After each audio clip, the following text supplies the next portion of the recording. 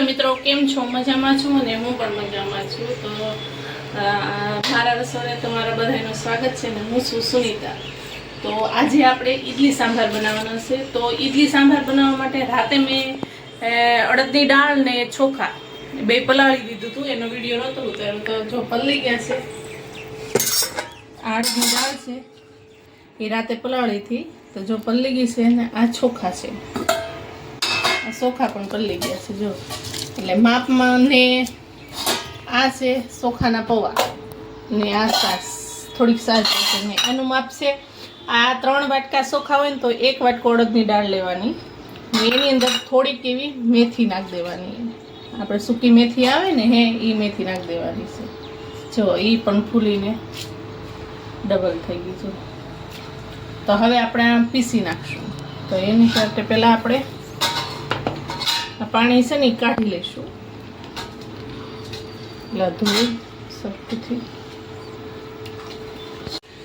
તો આપણે પાણી કાઢી લીધું છે. એને એ પાણી નીકળે એ માથામાં તમે નાખી શકો ને એ ઝાડવામાં પણ નાખી શકો. આપણે જ્યાં છોડવી ને આપણે થોડાક હવે એમાં પેલા ચોખા નાખીશું.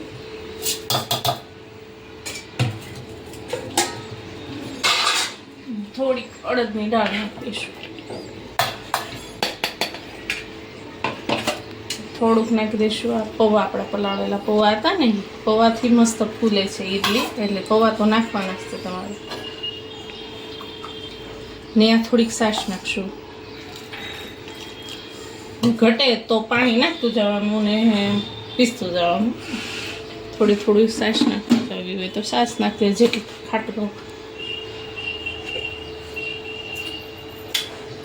હવે આપણે બધું પીસી નાખશું.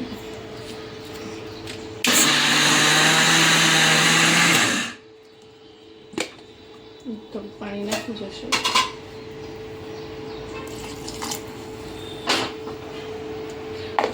પીસી નાખશું પછી.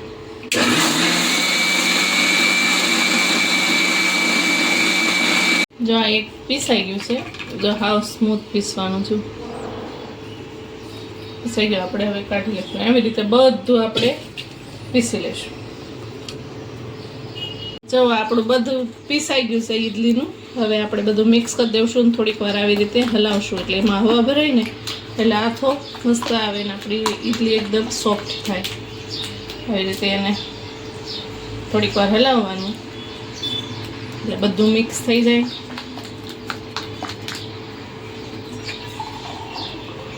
હવે એને ઢાંકીને ગરમ જગ્યા હોય ને અહીંયા મૂકી દઈએ એટલે હાથો આવી જાય. આને મૂકી દઈશું ને આપણે રાતે ઈડલી બનાવશું. આપણે છે ને રાતે ઈડલી બનાવીએ ને તો એને સવારે પીસી નાખવાનું ને રાતે ઈડલી બનાવવાની.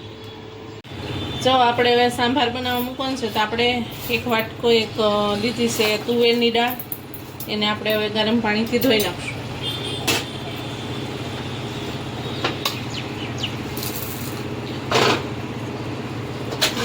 લીધી છે ઘરમાં જેટલા વ્યક્તિ હોય એ પ્રમાણમાં લેવાનું.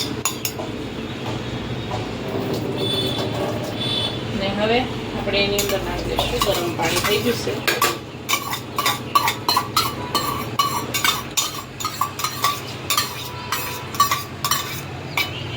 સવારે પીસી નાખ્યું તો ત્યારે સાંભાર. જો સાંભાર બનાવવા માટે આપણે આની ભેગા નહીં નાખી શાકભાજી.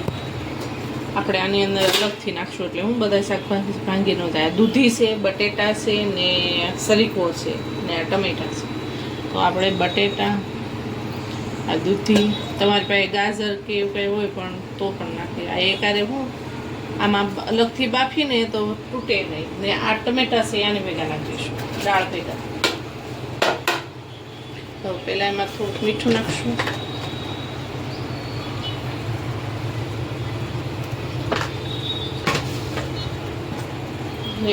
સેજ જેવું તેલ નાખશું. બહુ નહીં નાખીએ એટલે આપણી દાળ ઉભરાય નહીં. આ છે ને એની ઉપર મૂકી દઈશું.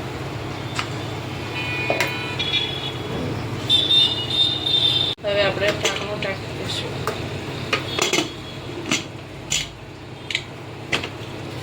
હવે એને 4 સીટી થવા દઈશું આપણે ને પછી આપણે સાંભાર બનાવશું.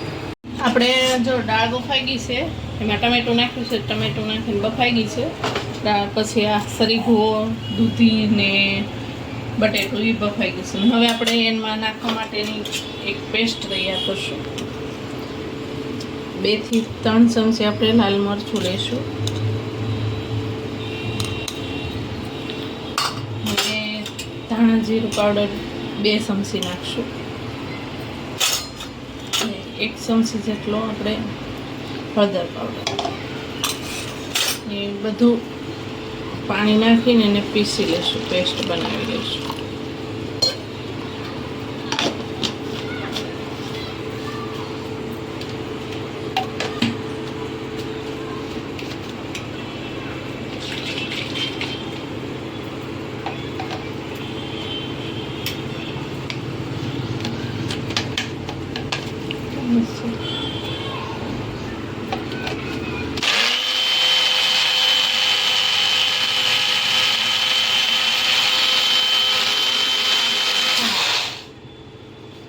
પેસ્ટ બનાવી લીધી. હવે આમાં આપણે બ્લેન્ડર ફેરવવાનું છે.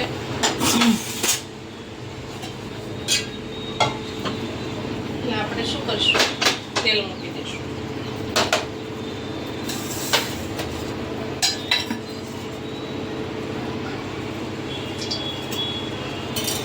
તેલ મૂકી દીધું, ગેસ શરૂ કરશું.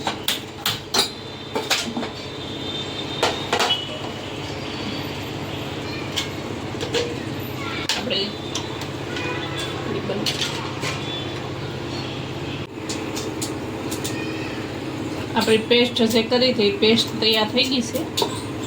દાળમાં બ્લેન્ડરે ફેરવી દીધું છે.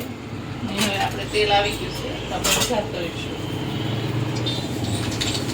રાઈ જીરું નાખશું. ખડા મસાલા કાંઈ નથી નાખતા અમે, બહુ ખાતા નથી અમે ખડા મસાલા બહુ. રાઈ પકડી ગઈ છે. હવે આમાં હિંગ નાખશું, 2 મરચાં લાલ ને જે આપણે પેસ્ટ બનાવી છે ને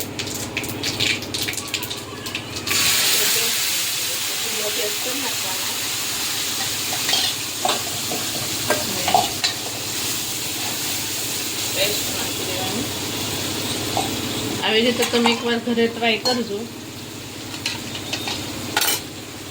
પછી જે આપણે આ બ્લેન્ડર છે એને થોડું હલાવી અને પાણી નાખી દઈશું. ફટાફટ નાખી દેવાનું, આ પડી જાય મસાલો. આપણો જે મસાલો છે એને હલાવી નાખશું. ધીમા ગેસે હલાવવાનું એટલે કલર મસ્ત આવી જાય એનો. પછી 1 ડુંગળી લીધી છે, લીલા મરચાં 1 લીધું છે, તે 1 ટમેટું તો આપણે નાખ્યું હતું બાફવામાં અને અડધું ટમેટું લીધું હતું. બધું આમાં નાખી દઈશું.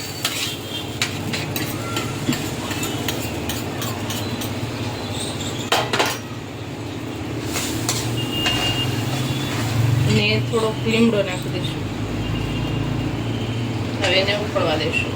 ઉકળી જાય પછી આપણે એમાં આપણી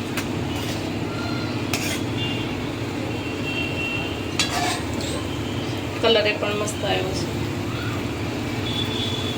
અને હવે આ નાખી દઈશું દાળ.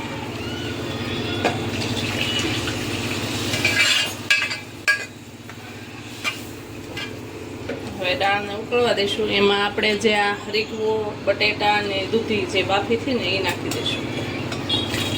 અને બહુ હલાવવાનું નથી, નકર આ હરીકવો અને દૂધી બધું છે ને બાંધી જશે અને એની દાળ બની જશે.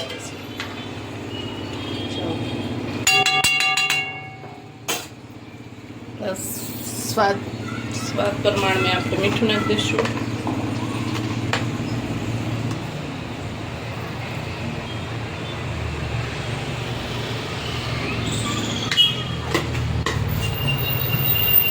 ને ફૂલ ગેસ કરી નાખશું. હવે એમાં થોડી ખાંડ નાખી દઈશું. ખાટો મીઠું જોઈએ ને સાંભાર.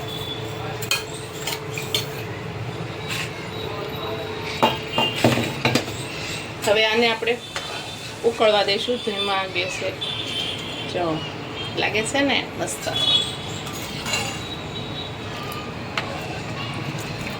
એ પછી આપણે એક સિક્રેટ વસ્તુ નાખીને બનાવવાનો છે, એટલે તમે છેલ્લે સુધી જોજો. એ અસલ હોટલ જેવો સ્વાદ આવશે એનાથી, એટલે તમે છેલ્લે સુધી જોજો. તમે કોઈ નાખો છો જ નહીં, પછી મને કમેન્ટ કરજો એ વસ્તુ. એટલે ઉકળી જાય પછી તમને બતાવું. એક વઘાર કરવાનો છે એ. જો આપણો સાંભાર તૈયાર છે. હવે આપણે એમાં લીંબુ નીચવી દઈશું. 2 લીંબુ નીચવાના છે. તમારી પાસે આંબલી હોય તો આંબલી નાખવાની. 2 લીંબુ નીચવી દેશું.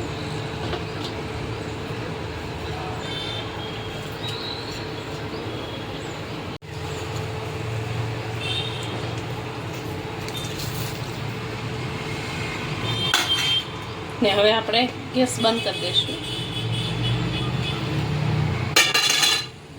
ને આ ઉપરથી ગરમ મસાલો નાખી દઈશું, સાંભાર મસાલો.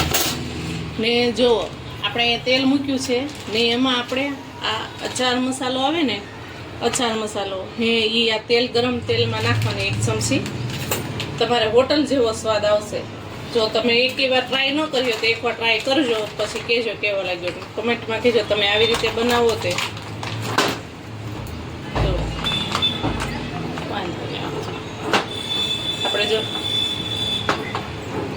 એ મૂકી દઈશું ઉપરથી 1 ચમચી.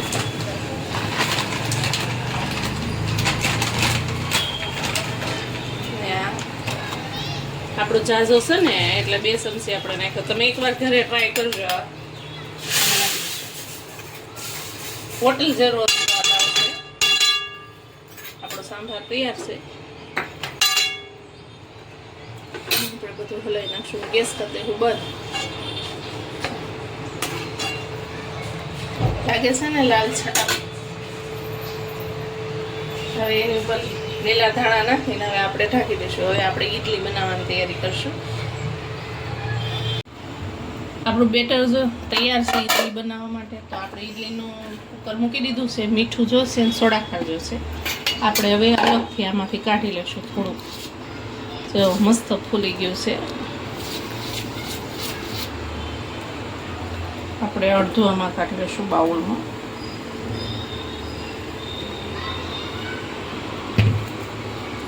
ત્યારે બધું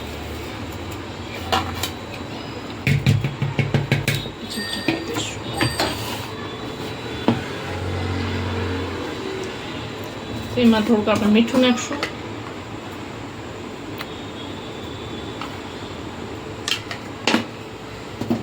થોડોક સોડા પણ નાખશું. ખાવાનો સોડા આવે ને તમે ઈનો પણ લઈ શકો છો.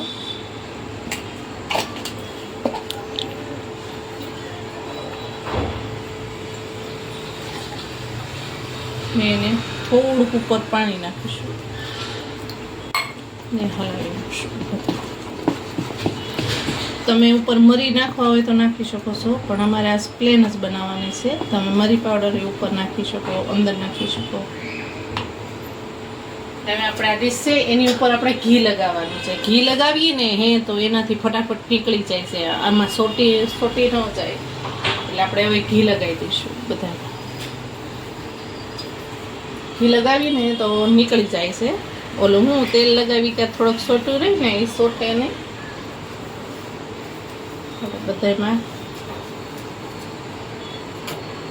આપણે આ પણ રેડી થઈ ગઈ છે. તો આપણે આમાં છે કાળું ન થાય ને એની માટે આપણે લીંબુ જે નીચવા હોય ને એના સોતરા હોય નાખી દીધા. તો આમાં આપણે 1 ચમચો નાખી દઈશું. બેટર નાખી દઈશું.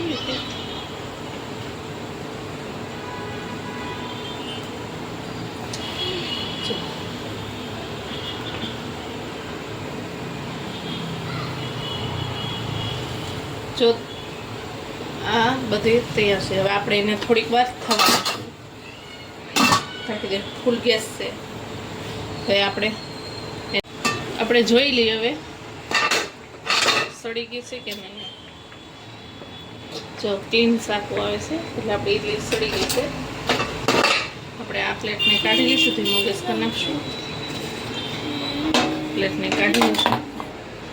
બીજી પ્લેટ મૂકી દઈશું. હવે આને આપણે ઠરવા દઈશું. પછી આજે આપણે ઈડલી ઉતારી ને એને થોડીક વાર ઠરવા દઈએ ને તો પછી તૂટે નહીં.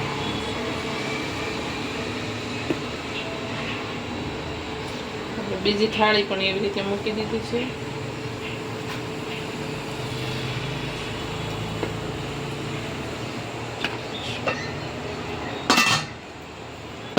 હવે આને થોડીક વાર ઠંડી થવા દઈશું પછી આપણે સર્વ કરીશું.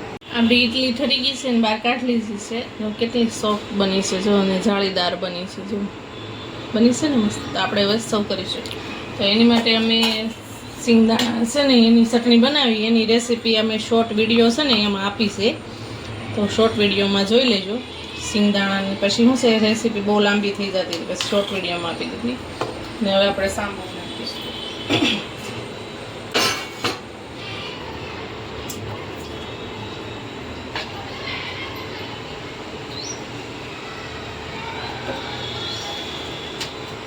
ચાલ